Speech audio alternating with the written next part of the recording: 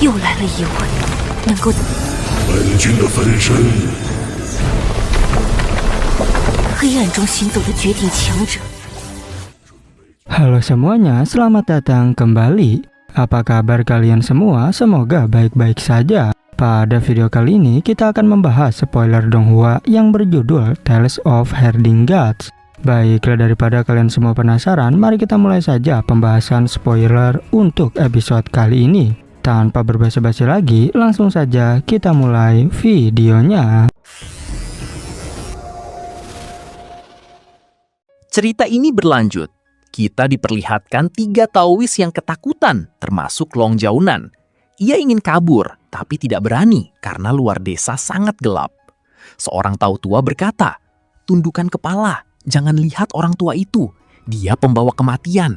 Kalau bertatapan, jiwamu bisa diambil." Mereka langsung menunduk dan tidak berani melihat.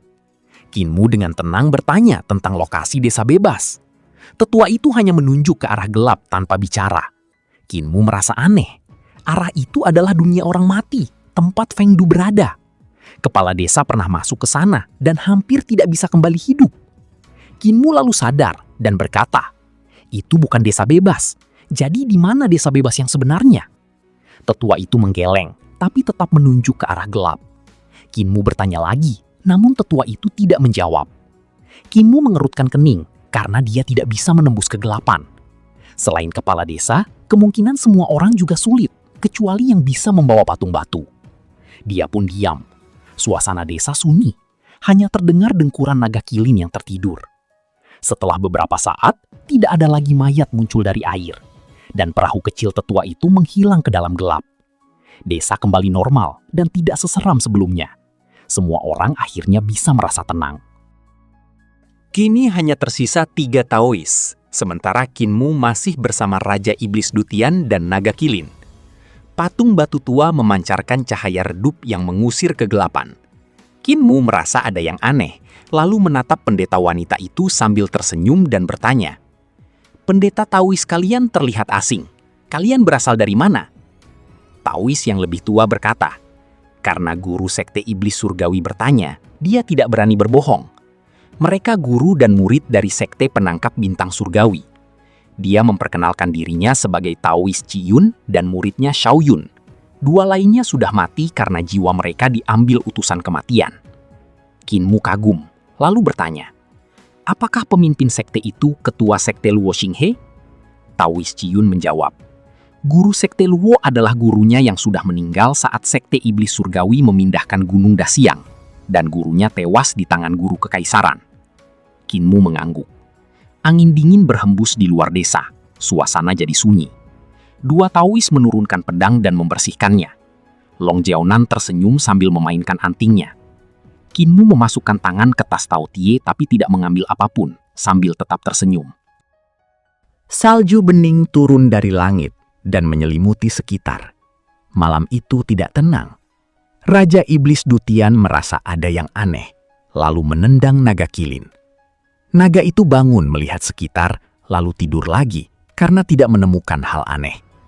Raja Iblis Dutian kesal dan berkata, "Apa gunanya memelihara si pemalas?" Salju makin lebat dan semua tertutup putih. Tiba-tiba terdengar nama Buddha dari arah gelap yang semua orang terkejut. Kinmu menarik tangannya dari kantung Tao Tie. Long Jiaonan berhenti memainkan antingnya, dan 2 Taois meletakkan pedang mereka. Cahaya muncul dari kegelapan. Seorang biksu gemuk bertelinga besar berjalan masuk sambil menyatukan tangan dan berkata, "Maaf mengganggu kalian." Kinmu segera berdiri dan berkata, "Kami juga tamu, jadi tidak mengganggu." Di belakang biksu itu ada makhluk tinggi berotot dengan aura iblis kuat seperti kera manusia. Ia membawa tongkat biksu dan tiba-tiba berseru, "Kinmu."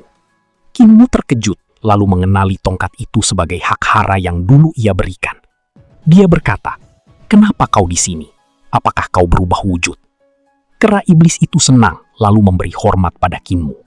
Ia menunjuk biksu gemuk sambil berkata, "Jika biksu di sana adalah gurunya."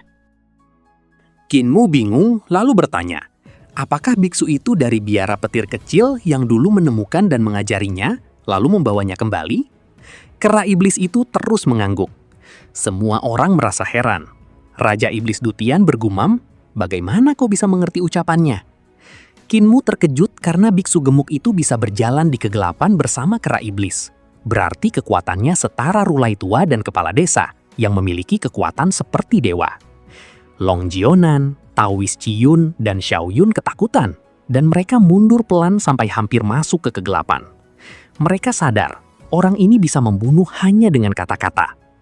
Kinmu juga sebenarnya gugup. Biksu dari biara petir kecil itu adalah kultivator iblis yang sangat kuat. Bahkan dia merupakan raja iblis yang membelot dari biara petir besar. Dia sangat paham ajaran Buddha dan pernah memakai patung Buddha tembaga untuk menekan Xiang Qinger. Namun Kinmu pernah menjatuhkan patung itu dengan gelombang es untuk menyelamatkannya. Rulai kecil yang gemuk dan bertelinga besar tampak seperti Buddha hidup. Ia melirik Kinmu dan berkata, "Jadi kau masih ingat, kau pernah merusak patung Buddha milikku?" Mata Long Jionan dan Taoist Ciyun kembali berharap. Kinmu menjawab, "Aku ingat." Kera iblis berdiri di depan Kinmu dan berteriak, "Jika Kinmu adalah saudaraku." Rulai kecil menggeleng dan berkata, "Jangan khawatir, musuhku sudah datang. Aku akan menemuinya." Tiba-tiba terdengar tawa dari kegelapan, menyebut Rulai kecil cukup menarik. Lalu seorang tetua bertopi bambu datang di malam bersalju. Kinmu terkejut dan memanggil Taoist Lingjing. Tetua itu mengangkat topinya sambil tersenyum lalu berkata, "Jadi kau yang meminjam koin Fengdu dariku. Sekarang kembalikan uangnya." Kinmu merasa malu dan jujur berkata, "Semua koin Fengdu sudah habis." Wajah Long Jionan, Taoist Ciyun, dan Xiaoyun kembali tegang. Mereka sadar, Kinmu mengenal banyak orang kuat seperti dewa. Taoist Lingjing berkata, "Belum terlambat, kau bisa membayarku nanti." Dia melepas topi bambu lalu menatap Rulai kecil dan berkata, "Salju lebat dan malam gelap ini waktu yang tepat untuk bertarung. Ayo kita pergi lebih jauh." Rulai kecil setuju. Kemudian mereka berdua menghilang ke dalam kegelapan. Kinmu menatap Long Jionan dan yang lain, sementara mereka juga menatapnya dengan waspada dan tidak berani bergerak. Kera iblis bingung melihat keadaan. Lalu terdengar denyutan aneh dari jauh. Salju berubah jadi hujan gerimis karena seni ilahi Taoist Lingjing dan Rulai kecil. Kadang turun salju, kadang jadi hujan. Tidak jelas berapa lama, sampai terdengar kokok ayam dari kegelapan. Kegelapan cepat mundur ke barat, dan saat itu Kinmu, Long Jionan, Raja Iblis Dutian dan lainnya langsung bergerak. Mereka saling menyerang hampir bersamaan. Naga Kilin mengaum marah, berubah ke wujud asli dengan api menyala, lalu menekan ular merah ke tanah. Kinmu segera menyerang ke arah Taoist Ciyun, sementara serangan pedang Ciyun yang sangat banyak ditahan Raja Iblis Dutian. Dari belakang kera iblis melompat dan menghantam tongkat Hakara ke kepala Taoist Ciyun. Cahaya pedang menembus dada Taoist Ciyun. Lalu dengan jentikan jari Kinmu, cahaya itu menyapu ke samping dan memotong leher Taoist Xiaoyun. Long Jionan mencengkeram ekor ular raksasa hingga mengecil. Lalu ia terbang ke langit dan menghilang dalam sekejap. Mayat Taoist Ciyun dan Taoist Xiaoyun jatuh. Kim menyimpan pedangnya. Lalu melihat Long Jionan sudah kabur jauh dengan ular merahnya yang sangat cepat dan sulit dikejar.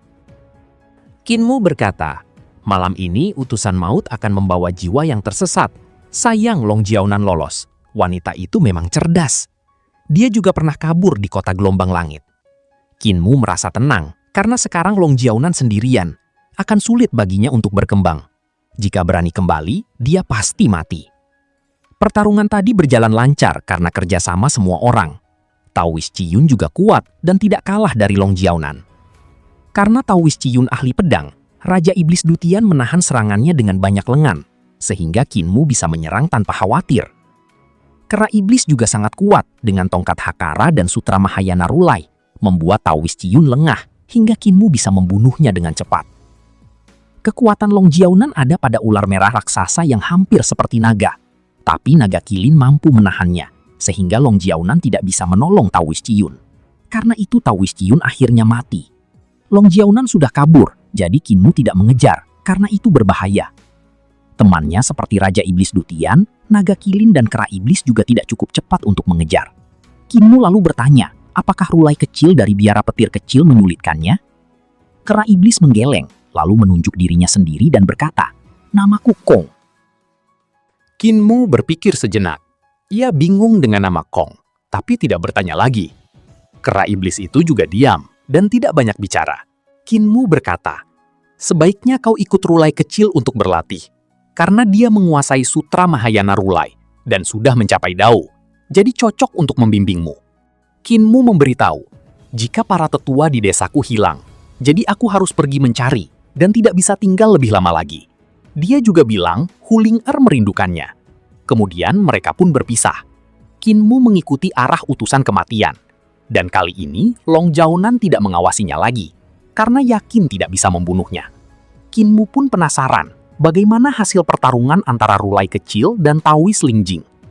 Kinmu terus memikirkan pertarungan, tapi menurutnya mencari kepala desa lebih penting. Ia duduk di kepala naga kilin yang berlari maju. Sementara Raja Iblis Dutian berdiri di punggungnya, dengan 4 wajah mengawasi sekitar. Dan pada akhirnya, spoiler untuk episode kali ini pun bersambung. Oke, cukup sekian, terima kasih untuk video kali ini. Dan sampai jumpa di video berikutnya. 准备去收他们的魂。好时节，杀人！